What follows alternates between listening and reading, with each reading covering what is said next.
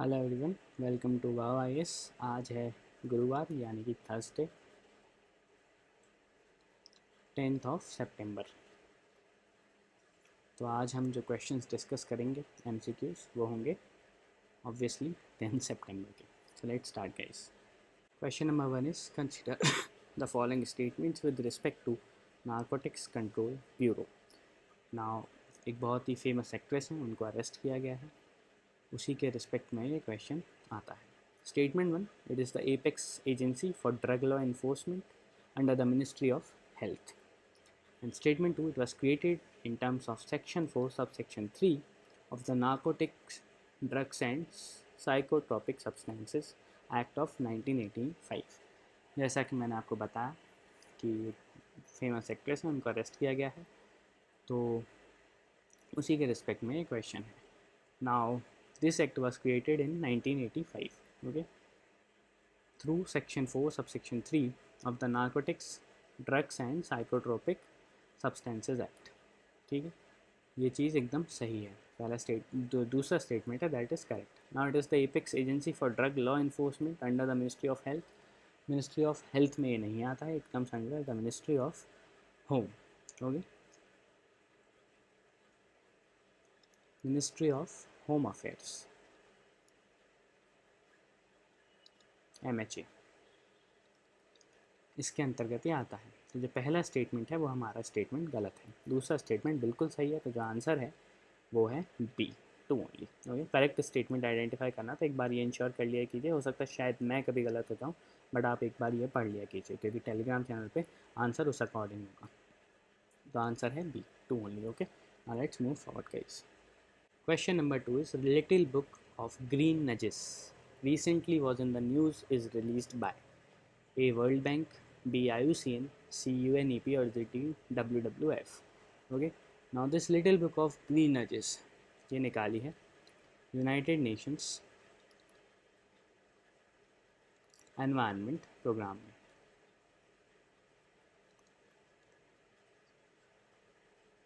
Okay, that is the answer is C, UNEP। Now, what is this Little Book of Green? So it is UNEP's first publication about the behavioral change। Okay, behavioural change की बात करता है, behavioural science इसमें included है। Now what does this mean कि humans कैसे behave करते हैं, हाउ डू ह्यूमंस बिहेव, और इस बिहेवियर को कैसे चेंज करना है। तभी तो एनवायरनमेंट की रक्षा हो सकती है, जब अपन खुद बदलेंगे ऑब्वियसली। ओके, सो आंसर हमारा सी, UNEP। Now let's move forward. Question number 3 is consider the following statements. Statement 1, India is the largest cultivator of bamboo. And statement 2, the bamboo grown outside forest areas has been included in the definition of tree by amending Indian Forest Acts of 1927। Okay, now आपको incorrect statement find out करना है। What is the context now? 22 clusters जो कि 9 states में located हैं, ये inaugurate किए गए हैं for the bamboo. Okay, 22 clusters in 9 states. These have been inaugurated by the Union Ministry for Agriculture and Farmers Welfare। अब ये 9 states कौन कौन से हैं तो मैं एक बार रीड आउट कर देता हूँ। गुजरात, मध्य प्रदेश, महाराष्ट्र, उड़ीसा, असम, नागालैंड, त्रिपुरा, उत्तराखंड एंड कर्नाटका। ओके, और एक लोगो भी लॉन्च किया है for the national bamboo mission. अब ये लोगो क्या है ये आप नीचे पोस्ट करेंगे, नेशनल बैम्बू मिशन के लिए एक लोगो।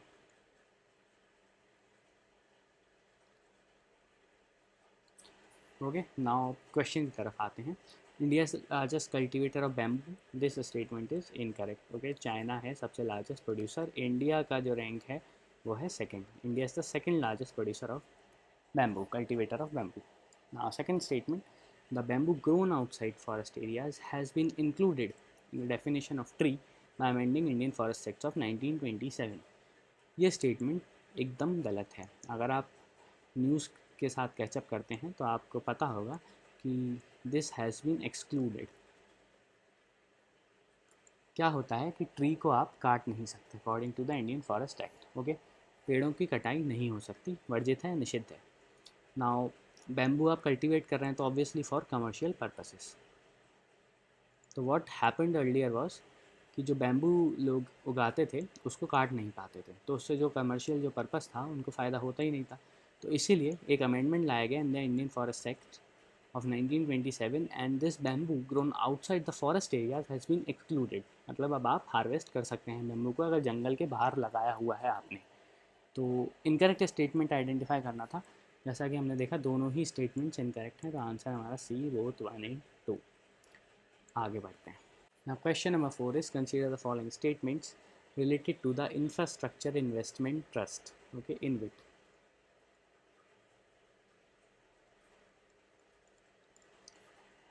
Now, statement 1, it is like a mutual fund that enables direct investment of money from individual and institutional investors both in infrastructure projects to earn a small portion of income as return। Statement 2, registration and regulation of InvIT is in India comes under the ambit of Reserve Bank of India Act, RBI Act। आपको बताना है कौन सा statement correct है। Context क्या है? तो context है कि जो पावर ग्रिड के एसेट्स हैं, पावर ग्रिड के जो एसेट्स हैं वो यूनियन पावर मिनिस्ट्री ने जो cabinet committee on economic affairs है रादर सॉरी, उन्होंने ये अप्रूव किया है कि जो पावर ग्रिड के जो एसेट्स हैं that would be monetised with infrastructure investment trust model. Okay, इनविट model पे इनके पावर ग्रिड के जो एसेट्स हैं उनको मोनिटाइज किया जाएगा। ये था कॉन्टेक्स्ट। अब स्टेटमेंट 1 देखिए, it is like a mutual fund that enables direct investment of money from individual and institutional investors. तो सीधी सीधी बात है, ये म्यूचुअल फंड की तरह है।